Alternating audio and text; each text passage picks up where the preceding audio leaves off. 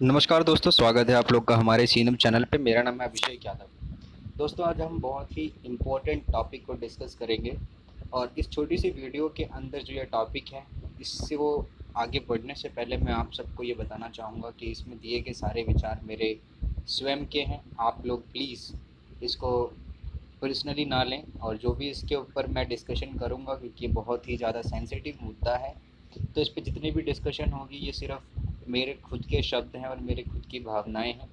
आप लोग इसके बारे में क्या सोचते हैं, प्लीज़ कुछ भी करके कमेंट बॉक्स में कुछ भी गलत टाइप ना करें, जिससे कुछ तरीके की भी हिंसा या गलत भावनाओं को या हम किसी की भावनाओं को कोई ठेस ना पहुँचे। तो स्टार्ट करते हैं आज का ये टॉपिक। मेरा नाम है अभिषेक यादव और मैं इनब में करंट अफेयर्स और सामाजिक मुद्दों, जो करंट अफेयर्स में मुद्दे होते हैं, और कुछ विशेष मुद्दों पर चर्चा करता हूँ।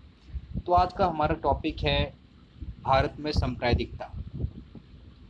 सांप्रदायिकता का मतलब समझना बहुत ही आवश्यक है। सबसे पहले समझा जाए कि इसका मतलब क्या है। सांप्रदायिकता का मतलब है अर्थात, जैसा आपको पता है कि भारत के अंदर विभिन्न विभिन्न संप्रदाय के लोग रहते हैं। हिंदू, मुस्लिम, सिख, ईसाई।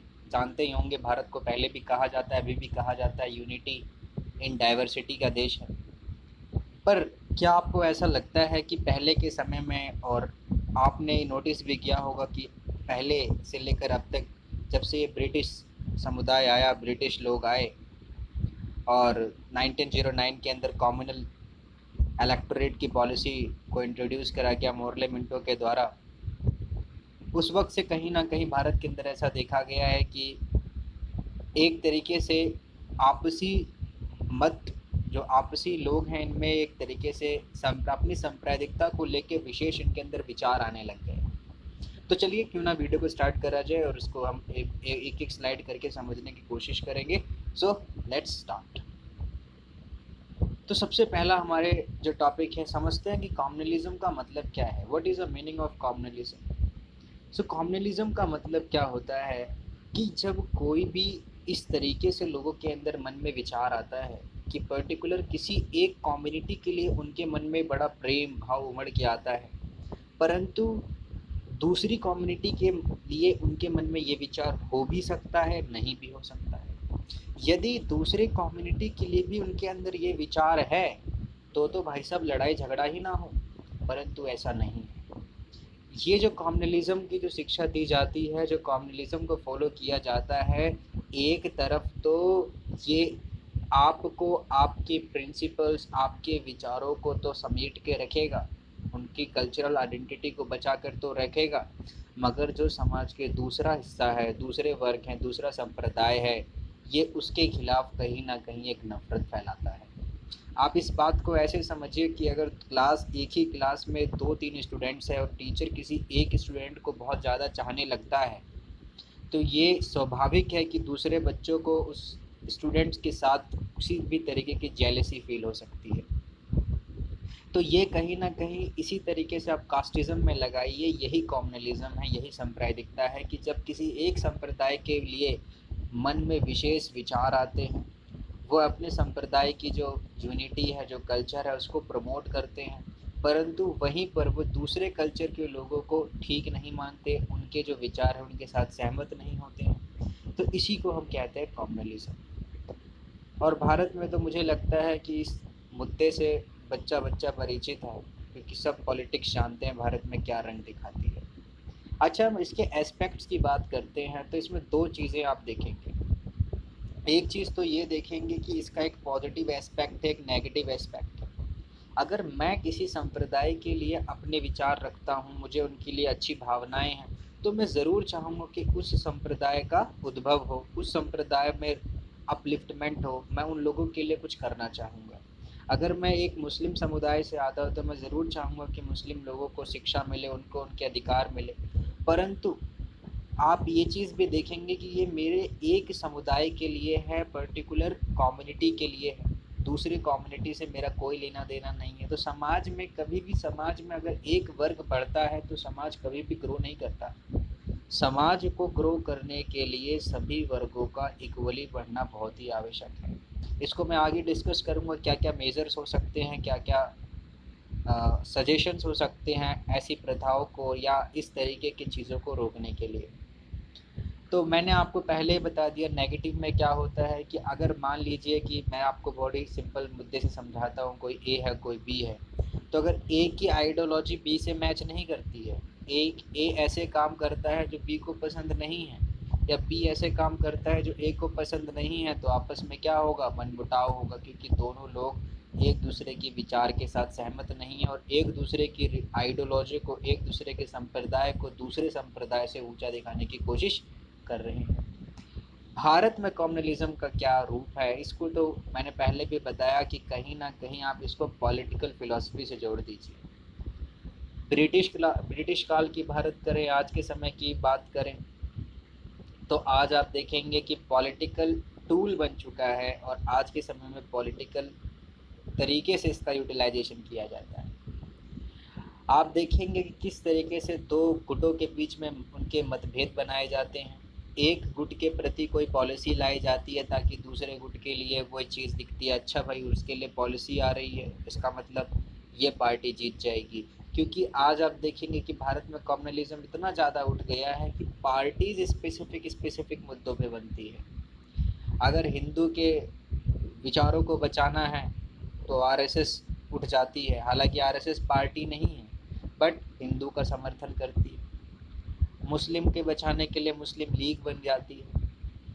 अगर एक एससी एसटी कम्युनिटी है उसको बचाने के लिए बहुजन समाज पार्टी उठ गई है, labour party, Republican party, socialist party उठ गई है। तो आप देखेंगे कि किस तरीके से डिफरेंट डिफरेंट पार्टीज उठती हैं, डिफरेंट डिफरेंट एजेंडा है और डिफरेंट डिफरेंट लोगों के मन में दूसरे धर्म के प्रति, दूसरे संप्रदाय के प्रति उनके मन में ये चीज़ें कहीं ना कहीं पनप जाती हैं कि जो उनका धर्म है वो सही है और जो उनका संप्रदाय है, जो उनकी नीतियाँ हैं, जो उनका विचार है वो सही है, और दूसरे लोग उस चीज़ को फॉलो नहीं कर रहे हैं या फिर उससे गलत डायरेक्शन में जा रहे हैं।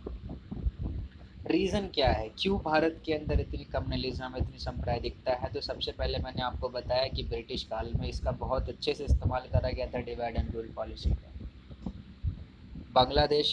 बांग्लादेश जो आज बना है, पाकिस्तान जो बना है, आप देखेंगे ये जो दोनों देश हैं ये कहीं ना कहीं एक तरीके से इसी कम्युनलिज्म, इसी सांप्रदायिकता, हिंदू मुस्लिम के डिवीज़न में अलग हुए थे। और तब से कहीं ना कहीं हिंदू मुस्लिम के अंदर एक तरीके से आप बदलाव देखते आ रहे हैं कि ये दोनों विचार साथ आने के बजाय आज के समय में दूर होते जा रहे हैं। मैं एक छोटी सी घटना बताता हूँ। जब 1857 के अंदर रिवोल्ट होना था, उस वक्त आप देखेंगे कि एक तरफ नाना साहब थे, रानी लक्ष्मीबाई जो हिंदू थी, मुसलमान भी बहुत सारे लोग थे, मुसलमान में बहादुर शाह जफ़र थे। तब आप पढ़ेंगे बहुत सारे बुकों में लिखा गया है कि हिंदू मुस्लिम यूनिटी को दिखाता था। रिवोल्ट के समय हिंदुओं ने पूरा समर्पण करा जब उस राइफल के अंदर पिग या जो पिग का फैट होता है उसको इस्तेमाल करा जा रहा था, तो हिंदुओं ने भी इसका पूरा समर्थन दिया कि ये गलत है। उस वक्त हम में यूनिटी थी, मगर ब्रिटिशों को जब पता लगा कि अगर इसी यूनिटी को तोड़ दिया जाए, इसी संप्रदायों को अलग अलग कर दिया जाए, तो हमें कोई रोक नहीं सकता जीतने से, और इसी का यूटिलाइज करके ये चीज़ को लाया गया। फिर कहीं ना कहीं हम ये भी देखते हैं कि विभिन्न विभिन्न संप्रदायों के अंदर एक तरीके से आइसोलेशन का भाव आ गया है। सिख सोचते हैं कि हमारा संप्रदाय भाई आज के समय खतरे में है, हमारा धर्म खतरे में है। मुसलमान सोचते हैं हमारा धर्म खतरे में है, और ये जो संप्रदाय धर्म खतरे में है ये कहीं ना कहीं उनको उनको अपना संप्रदाय दिखाता है सिर्फ, और दूसरा संप्रदाय नहीं दिखाता। आज के समय में अगर देखा जाए तो कॉम्युनल पॉलिटिक्स बहुत ज़्यादा चलती है। कॉम्युनल पॉलिटिक्स का मतलब वही है, अगर सिख है तो बीजेपी का कोई सिख का कैंडिडेट होगा तो उसको खड़ा किया जाएगा। अगर किसी एक रीजन में एससी बहुत ज़्यादा है तो वहाँ बीजेपी का एससी कैंडिडेट खड़ा किया जाएगा। ये सारी चीज़ें कहीं ना कहीं हमारे देश में कॉम्युनलिज्म को बढ़ावा दे रही हैं।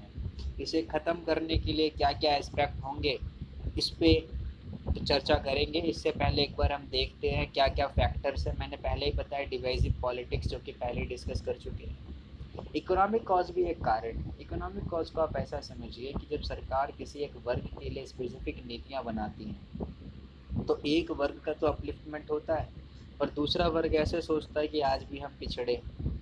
तो वो वर्ग क्या करता है, रिवोल्ट चालू कर देता है, वॉयलेंस चालू कर देता है, क्योंकि उसे ऐसा लगता है कि ये हमारे जो अधिकार हैं वो हमें मिल नहीं रहे। फिर कहीं ना कहीं बहुत सारे ऐसे मुद्दे जुड़े हुए हैं भारत के किस्सों से, चले वो चाहे हिंदू मुसलमान विवाद हो, चाहे सिख दंगों की बात हो, ठीक है, इनके साथ भावनाएं जुड़ी हुई हैं। जरा सी छोटी सी चिनगारी लगती है, ये बड़ा रूप ले लेती है, और ये बड़े बड़े हिंसक घटनाएं हमें देखने को मिलती रहती हैं। और आज के समय में मैंने ये दो चीज़ें बहुत बड़ी बड़ी इसीलिए लिखी है क्योंकि आप देखेंगे कि मीडिया का कितना रोल है, फेक न्यूज़ का कितना रोल है, लोगों की मानसिकता को बदलने के लिए क्या क्या तरीके अपनाए जा रहे हैं, क्या क्या प्रोपोगेंडा फैलाए जाते हैं, ये कम्युनलिज्म को बहुत बढ़ावा देता है। सोशल मीडिया तो आज के समय में सबसे बड़ा एक प्लेटफॉर्म बन चुका है। व्हाट्सएप पे आए दिन मैसेज आते रहते हैं कि भाई आप अगर हिंदू है तो इसको फॉरवर्ड करें, मुसलमान के विरोधी है तो ऐसा कीजिए। मुसलमानों को मैसेज आते रहते हैं हिंदू आपका कि मुसलमानों आपका धर्म हिंदुओं को खतरे में रख रखा है। मैं कहना सिर्फ इतना चाहता हूँ कि इन फेक न्यूज़ के ऊपर आप अगर शिक्षित वर्ग से हैं, अपने विवेक का इस्तेमाल कीजिए, अपने इंटेलेक्ट का इस्तेमाल कीजिए और सोच समझ के इन खबरों पे विश्वास कीजिए। मैं आशा करता हूँ मैं आपको अपनी बातें और आपको अपनी भावनाएं समझा चुका हूँ और आप लोग मेरी बातों को काफ़ी अच्छे से समझ रहे होंगे। लास्ट पे आने से पहले मैं कुछ मेजर्स बताना चाहता हूँ, क्या क्या कारण है।